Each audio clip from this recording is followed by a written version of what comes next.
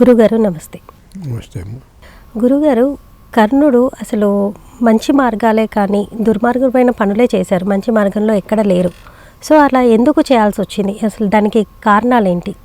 వందే గురుపదద్వంద్వం అవాంగ్మానసగోచరం రక్తశుక్లప్రభామిశ్రమ తర్కీయం త్రైపురం మహః ఆవంశ వంశకలశాంబుధి పూర్ణచంద్రం మంత్రజ్ఞశేఖర విభుం మహనీయమూర్తిం శ్రీ బాలకృష్ణ గురుదేవ పదారవిందం సంపూజయామి అనుదినం దృఢభక్తి పుష్పై. కర్ణుడు పూర్వజన్మంలో సహస్రకవచుడు అని ఒక రాక్షసుడు. అందువల్ల ఈ జన్మలో ఆయనకు ఆ రాక్షస లక్షణాలు కొన్ని వచ్చినాయి. అయితే రాక్షసులందరూ దుర్మార్గులు అనేదానికి లేదు. రాక్షసులలో కొంతమంది మంచివాళ్ళు ఉన్నారు. బలిచక్రవర్తి రాక్షసుడు, ప్రహ్లాదుడు రాక్షసుడు. వాళ్ళ వంశంలో విష్ణువు 2 సార్లు అవతారం ఎత్తాడు. వాళ్ళ వంశంలో బలిచక్రవర్తి అప్పుడు ఒకసారి, అంతకుముందు ప్రహ్లాదుడి కోసం ఒకసారి నరసింహావతారం, వామనావతారం.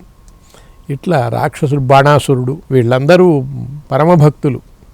బాణాసురుడి పేరుతోనే బాణలింగం ఏర్పడ్డది, శివలింగం. బాణలింగం అని పేరు రావటానికి ఆ బాణాసురుడే కారణం. కాబట్టి రాక్షసులందరూ దుర్మార్గులని కాదు.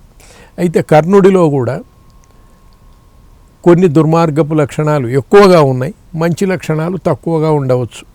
అయితే ఈ పూర్వజన్మలో సహస్ర కవచుడు అనే ఈ రాక్షసుడు 1000 కవచాలతో పుట్టి ప్రజలను, దేవతలను అందరినీ బాధ పెడుతూ ఉండేవాడు. ఆ బాధ పెట్టేటప్పుడు వీడిని చంపేదానికోసము నృసింహావతారం తరువాత నరుడు నారాయణుడిగా విడిపోయి, ఒకరు 100 సంవత్సరాలు తపస్సు చేస్తుంటే ఇంకోటి 1000 సంవత్సరాలు యుద్ధం చేస్తే ఒక కవచం దిగుతుంది.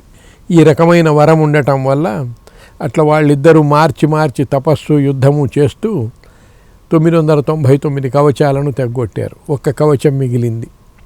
ఇంకా అది కూడా వాళ్ళు తెగ్గొడతారని భయపడి సూర్యుడిని శరణు వేడుతాడు. అప్పుడు సూర్యుడు వాడికి శరణు ఇచ్చి రక్షిస్తాడు. అయితే మళ్ళా మహాభారత కాలం అప్పుడు ఆ యుద్ధంలో కర్ణుడిని చంపేదానికోసం మళ్ళా నరనారాయణులు వస్తారు. అప్పుడు కర్ణుడు రాక్షసుడి అవతారమే ఇప్పుడు వచ్చింది. కాబట్టి అప్పుడేమైందంటే దేవతలందరూ పోయి కర్ణుడిని వదిలిపెట్టు అని అడిగితే అప్పుడు కుంతీదేవి మూలంగా కర్ణుడిని వదిలిపెడతాడు ఆయన, సూర్యుడు. దానికి దుర్వాసుడు ఒక కారకుడైతాడు. ఆయన వచ్చి కుంతికి మంత్రం చెప్పటము, ఈ రకంగా కర్ణుడిని ఆయన వదిలిపెట్టినప్పుడు ఆ కర్ణుడిని వీళ్ళు ఇక్కడ మహాభారత యుద్ధం అప్పుడు కర్ణుడు చనిపోవటం ఉన్నది.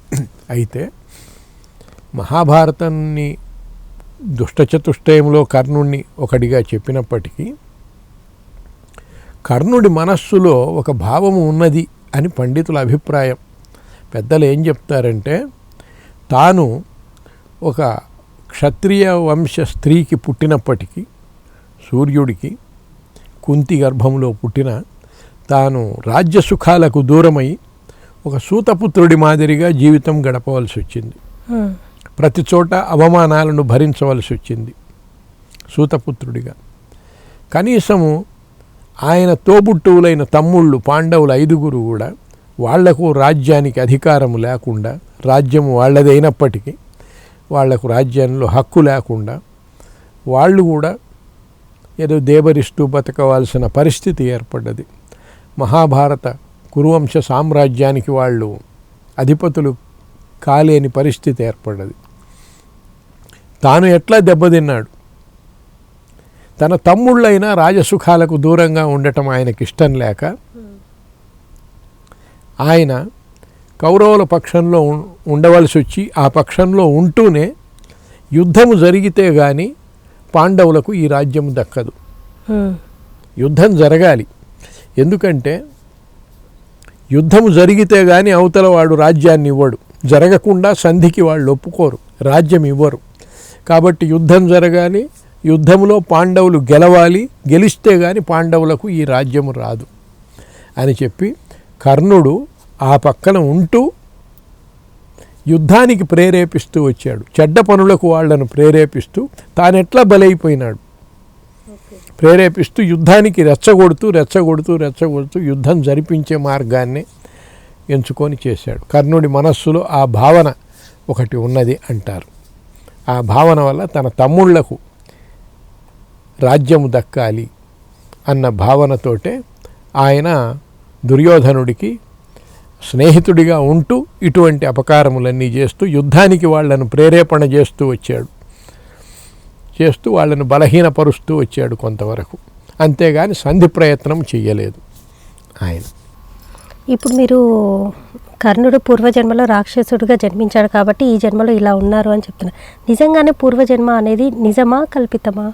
పూర్వజన్మను గురించి కల్పితము కాదు, పూర్వజన్మ ఉన్నది. వాటిని గురించి ప్రత్యేకంగా ఎప్పుడైనా ఒకసారి మాట్లాడదాం. పూర్వజన్మలను గురించి అది ఉన్నది. సరే గురుగారు. రామాయణ కాలంలో మిగిలిన రాక్షసులందరూ మహాభారత కాలంలో కౌరవులలో చాలామందిగా పుట్టారు వాళ్ళందరూ. ఓకే. రామాయణ కాలంలో బ్రతికి ఉన్న రాక్షసులందరూ పూర్వజన్మ అనేది ఉన్నది. అందువలనే రావణ కుంభకర్ణులు, శిశుపాల దంతవక్తులు, అంతకుముందు హిరణ్యాక్ష హిరణ్యకశ్యపులు వాళ్లకు జన్మలు ఉన్నాయి కదా. అంతకుముందు జయ విజయులు శాపం కారణంగానైనా వాళ్లకు జన్మలు ఉన్నాయి. కాబట్టి పూర్వజన్మలు ఉన్నాయి. సరే గురుగారు, థ్యాంక్ యూ.